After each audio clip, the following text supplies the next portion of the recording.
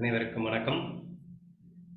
ஞானேஸ்வரியில் தெய்வீக லட்சணத்தில் ஞானதேவர் தயை என்ற பகுதியில் ஒரு விஷயத்தை சொல்லியிருக்கிறார். அதை தான் இன்னைக்கு நம்ம கேள்வியாக வச்சிருக்கோம்.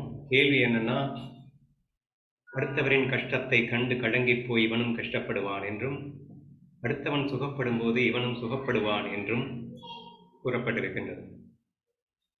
ஸோ இது எப்படி சாத்தியம்? இது ஃபர்ஸ்ட் இதனுடைய லாஜிக் என்ன, ப்ளஸ் இதை எப்படி சாதிப்பது அப்படிங்கிறது இன்றைக்கான கேள்வியாக நம்ம வைத்திருந்தோம். ஸோ அதுக்கு முன்னாடி ஒரு சின்ன டிஸ்கஷனும் சேர்ந்து போச்சு. என்னன்னா, துக்கப்படும் போது ஓகே, நம்ம அகங்காரத்தில் துக்கப்பட்டானோ அல்லது துக்கம்னாலே ஒன்று வந்தது அப்படின்னு சொன்னால் அது அகங்காரத்தில் மட்டும்தான் வரும் அப்படின்னு நான் நினைக்கிறேன். ஏன்னா சுகம் அப்படிங்கிறது ஞானத்திலையும் வரும், அகங்காரத்திலையும் வரும். துக்கம் அப்படின்னு ஒன்று வந்தது அப்படின்னா அது ஞானத்தில் வருகின்ற துக்கமும் கூட பேரானந்தம் என்று அழைக்கப்படுகின்றது இல்லையா? ஒரு மேடை பாடகன் பாடுகின்றான், ஒரு சோக பாடலை இசைக்கின்றான், அவன் துக்கப்படுகின்றான் என்றால் மாயை என்ற முழுமையான புரிதலோடு படுகின்ற துக்கம் உண்மையில் துக்கமே கிடையாது, அது பேரானந்தம் என்று சொல்லப்படுகின்றது.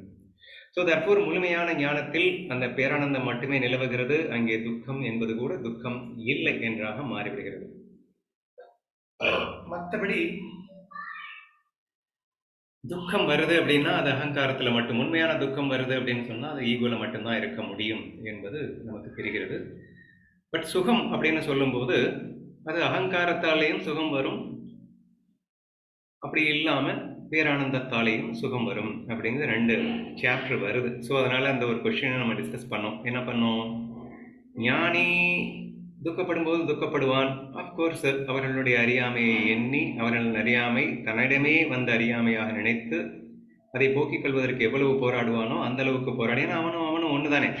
பேசிக்கலி லாஜிக் என்னன்னா, ஒன்னஸ் ஃபீல் அப்படிங்கிறது என்ன, அதுதானே ஞானம். அப்போ ஞானி எப்படி இருப்பான்? தன்னிடத்தில் ஒரு குறை இருந்தால், ஒரு புண்ணு வந்து விட்டால் எவ்வளோ வேகமாக அதை டிங்சர் போட்டு குணப்படுத்தணுமோ அந்த அளவுக்கு வேகமாக குணப்படுத்துறதுன்றது வெரி இயற்கை இல்லையா? அப்போ அடுத்தவன் துக்கப்படுகின்றான் என்றால் அங்கே அடுத்தவன் இல்லை, நான் தான் அது இல்லையா? அப்போ அது நான், அதாவது கண்ணன் சொல்லுவான், நான் தான் அர்ஜுனன் இதை புரிந்து கொள்ளவில்லையே அப்படின்னு சொல்லுவான். இந்த மாதிரி இங்க இருக்கிறது எல்லாமே நான் தான், என்னுடைய பிம்பம் தான் எல்லாமாக இருக்கு.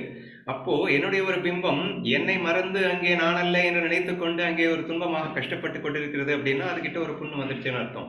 அதுகிட்டன்னா அதுகிட்ட இல்லைங்க, ஆக்சுவலி என்கிட்ட தான். ஸோ என்கிட்ட ஒரு புண்ணு வந்துருச்சு அப்படிங்கிற ஒரு ஃபீலிங் எனக்கு வரும்போது ஆட்டோமேட்டிக்காக அதுக்கு என்ன டிங்சர் போடணுமோ அல்லது என்ன மருந்து போடணுமோ அந்த மருந்தை போட்டு கண்டிப்பாக ஒரு ஞானி ஆக்குவான் என்று நமக்கு மிக தெளிவாக புரிகிறது. ஸோ அதனால் கண்டிப்பாக நானாக நினைத்து கொண்டு அந்த துக்கத்தை அவன் போக்கி விடுகின்றான்.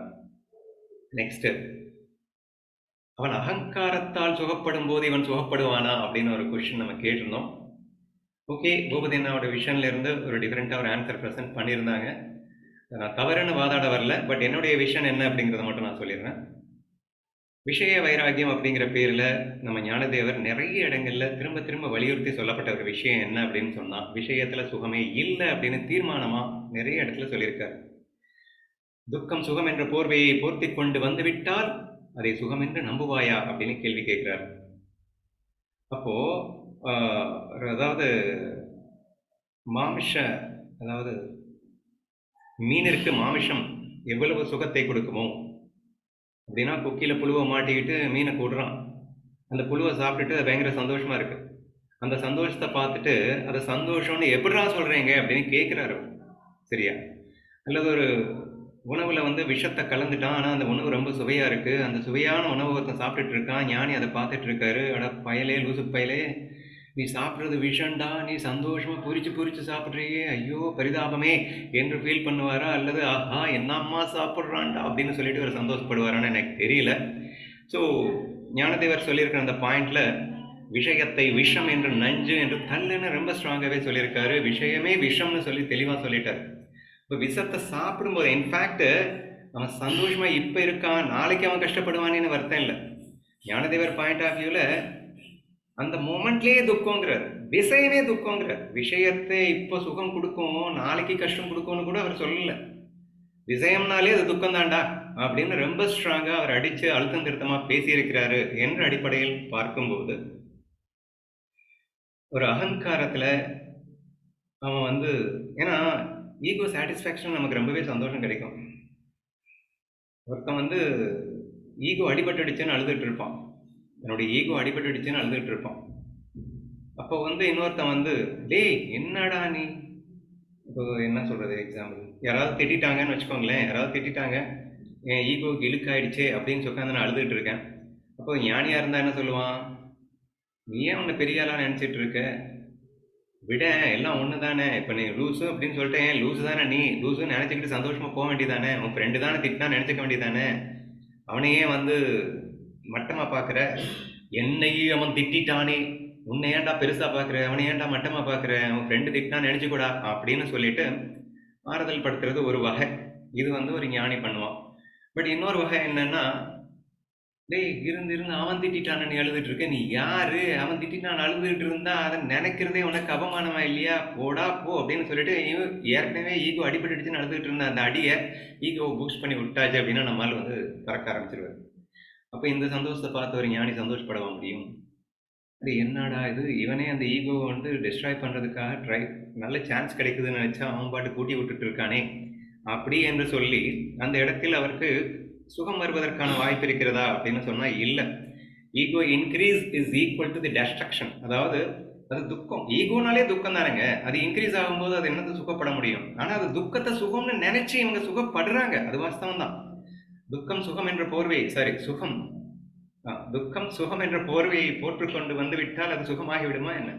ஸோ இந்த மாதிரி ஞானதேவர் கேட்கின்ற இந்த எல்லா விஷயங்களையும் வைத்து பார்க்கும்போது என்னை பொறுத்த வரைக்கும் அந்த ஈகோல, அதுவும் சேடிஸ்ட்னு ஒரு எக்ஸாம்பிள் சொன்னேன், அடுத்தவனை இம்சை பண்றதுனால எனக்கு ஒரு பயங்கர சந்தோஷம் வரும். அப்ப அடுத்தவனை இம்சப்படுத்திட்டு நான் சந்தோஷமா இருக்கேன்னு சொல்லிட்டு அவனை பார்த்து நான் சந்தோஷப்படவா முடியும்? How it is possible-ங்க? ஈகோ சாட்டிஸ்ஃபை, ஈகோல என்னென்ன பண்றான், ஒரு ரேப்பே பண்றான், அவன் ரேப் பண்ணிட்டு அவன் சந்தோஷமா இருக்கான்றதுனால இந்த சந்தோஷத்தை நான் என்கரேஜ் பண்ண முடியுமா, அந்த சந்தோஷத்தை நான் வந்து சந்தோஷமா தான் இருக்க முடியுமா? So if you think in all these aspects, என்னை பொறுத்த வரைக்கும் ஈகோல விஷயத்துல துக்கம் மட்டும்தான் இருக்குன்ற அந்த ஞானதேவரின் ஆழமான புரிதலின் அடிப்படையில்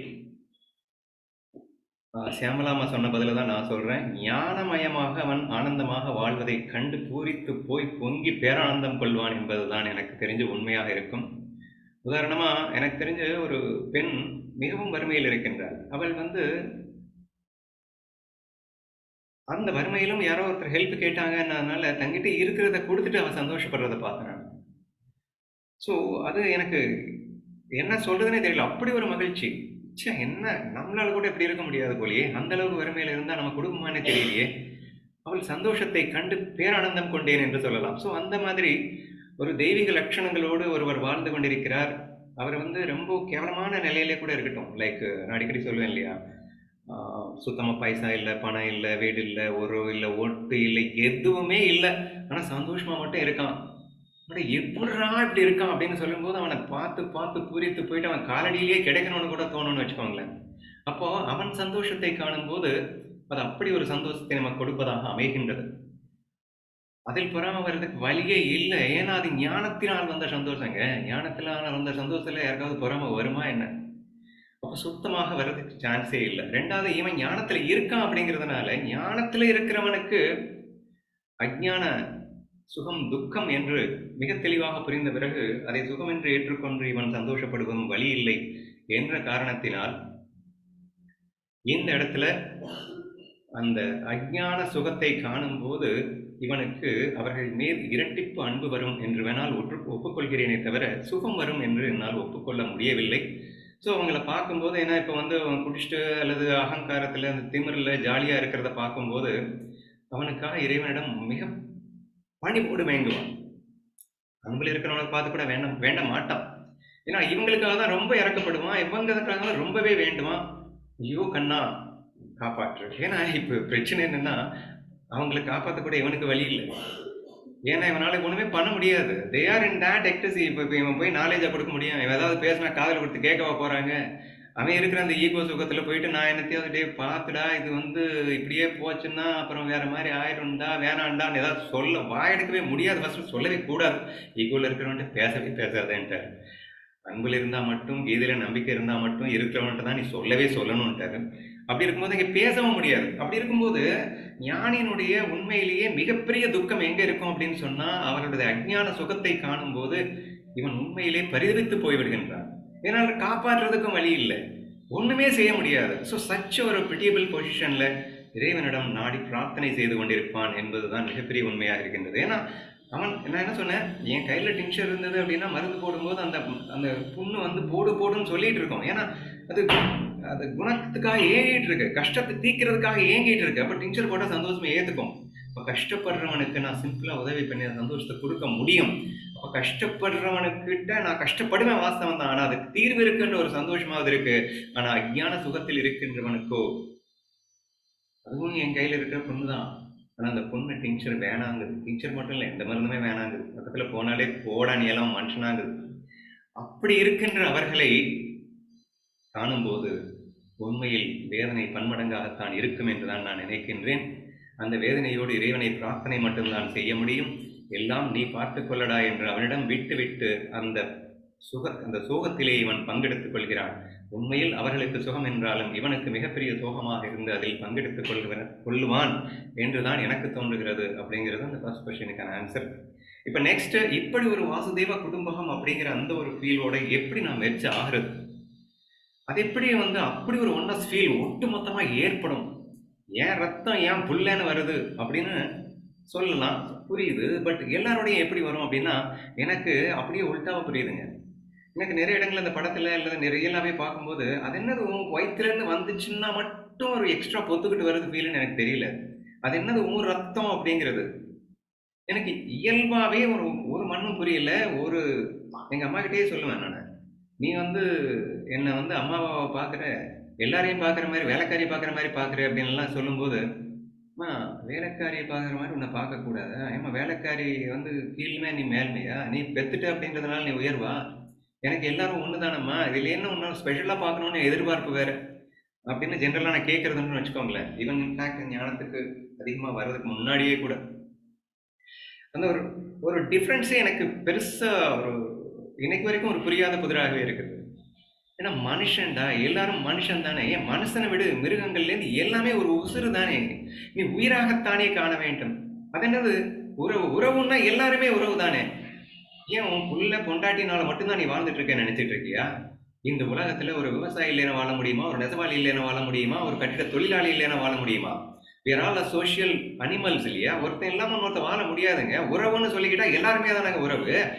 இன்னமும் உன்னை காப்பாத்துறது உன் உறவுன்னு மட்டும் நினைச்சிட்டு இருக்க? இல்லைங்க, உலகமே உனக்கு உறவு தானே. இந்த உலகத்தில் இன்ஃபேக்ட் எந்த அளவுக்கு சயின்டிபிக்கா கண்டுபிடிச்சிருக்காங்கன்னா, மிருகங்கள் ஒரு இனம் அழியக்கூடாது, அந்த இனம் அழிஞ்சதுன்னா மனுஷ இனமே அழிஞ்சு போயிடுமா. எந்த அளவுக்கு இன்டர்லிங்க் ப்ராசஸ்ல இறைவன் படைச்சு வச்சிருக்கான். ஆனா புரிஞ்சு தொல்லடா, இது வந்து உலகமே உறவு தானடா, ஒன்னு இல்லைன்னா இன்னொன்னு வாழ முடியாதுன்ற அளவுக்கு நான் எந்த அளவுக்கு ஏற்பாடு பண்ணி வச்சிருக்கேன்னு புரிஞ்சுக்கிட்டா கூட போதுமேங்க, இந்த உலகத்தை என் உறவாக நான் நேசிப்பதற்கு. அது ஏன் வந்து நேரடியா தெரியுது, உன் புள்ள வந்து உன்னை காப்பாத்துற மாதிரி அல்லது நீ உன் பிள்ளையை காப்பாத்துற மாதிரி. பட் அது நேரடியா உன் பார்வைக்கு தெரியுது. உண்மையில உலகத்தில் அனைத்தையும் காப்பது கண்ணன் மட்டும்தான். கண்ணன் இன் தி சென்ஸ் தட் எல்லாரும் எல்லாத்தையும் காப்பாத்துறாங்கன்னு சொல்ல வரேன். இட்ஸ் ஒரு பிக் ஃபார்முலா. தனி ஒருவனால காப்பாற்றப்படுவது இல்லை. It's a fake. நாமளா ஒரு முட்டாள்தனமா கற்பனை பண்ணி வச்சுக்கிறது பேப்பர் ஃபேக்கான ஒரு விஷயம். அந்த அம்மா கிட்ட நான் தான் சொன்னேன், எவன் சொன்னது உன் பொண்ணு உன்னை காப்பாத்துறான்னு? இறைவன் சிருஷ்டியில் இவன் மூலியமாக இங்கே உனக்கு ஒரு உதவி நடந்து கொண்டிருக்கிறது, அவ்வளவுதான். புருஷன் மூலியமாக நடந்து கொண்டிருக்கிறது, அவ்வளவுதான். ஏன் எத்தனையோ வீட்டுல புருஷனும் பிள்ளையும் தூக்கி போட்டு போலையா அந்த அம்மாவை? ஆனா யாரோ வந்து தேர்ட் பர்சன்ஸ் காப்பாத்துறது இல்லையா? எத்தனையோ அனாதை இல்லங்கள் இல்லையா? பெற்ற பிள்ளையை தாய் விசிறி எடுத்து வாய்க்கால்ல அல்லது லெட்டின்ல எல்லாம் தூக்கி போட்டு போன கதைகள் இல்லையா? அந்த குழந்தைகள் எல்லாம் வளரவில்லையா? எதை வச்சு நான் சொல்றேன் என் உறவு என்ன காப்பாத்துது, என் உறவு தான் எனக்கு முக்கியம்னு?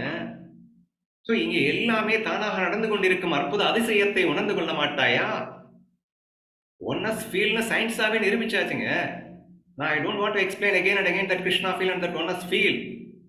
அனைத்தும் ஒன்று அந்த மாபெரும் தத்துவத்தை சயின்ஸாக கண்ணன் புரிய வைத்தது ஒரு புறம் இருக்க, இன்னொரு புறமும் யதார்த்த வாழ்க்கையும் அதுதானே என்று புரிந்தால் போதாதா? பிராக்டிக்கலா புரிஞ்சுக்கிட்டா பத்தாதா?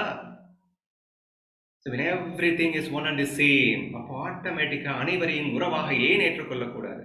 அப்படி நீ உறவா ஏத்துக்கிட்ட அப்படின்னு சொன்னா, யார் கஷ்டப்பட்டாலும் அது உன் கஷ்டமா உனக்கு தெரியும். யாரு சந்தோஷப்பட்டாலும் அது உன் சந்தோஷமா உனக்கு தெரியும். It's very easy. அஃப்கோர்ஸ் நீங்க சொன்னது தான் ஆன்சர். ஒன்னஸ் ஃபீல் இருந்தா மட்டும்தான். அனைத்தையும் என் உறவாக நினைக்க முடிந்தால் மட்டும்தான். வாசுதேவ குடும்பகம் என்ற கண்ணன் போல் நாம் வாழ்ந்தால் மட்டும்தான் இந்த தயையை நாம் சாதிக்க முடியும்.